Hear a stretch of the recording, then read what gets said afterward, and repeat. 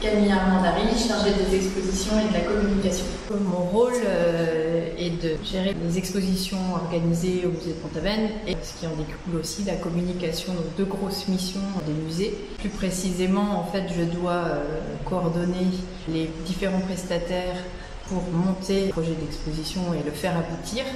Donc ça va consister en un travail avec les commissaires scientifiques sur le propos de l'exposition, l'établissement d'une liste d'œuvres qui va être un peu la colonne vertébrale du projet d'exposition.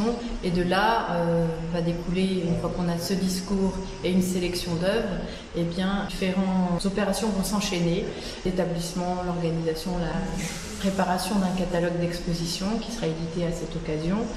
Pour bien valoriser les œuvres en second temps, c'est toute la partie communication que j'ai également à gérer. Dans mon rôle de coordination et de gestion de projet, j'interviens dès le départ d'un projet d'exposition et je vais mettre en marche en fait tous les processus, toutes les étapes en collaborant avec diverses personnes. Alors ça peut être dans l'équipe du musée, mais aussi avec des prestataires extérieurs qui vont venir aider à monter le projet d'exposition. On va travailler avec l'éditeur qui va faire l'édition du catalogue, mais on va aussi travailler avec le scénographe qui, à partir de notre scénario d'exposition, va mettre en plan, architecturalement parlant, l'ensemble de l'exposition, placer en fait les œuvres dans l'espace pour qu'on se projette en fait dans les futures salles.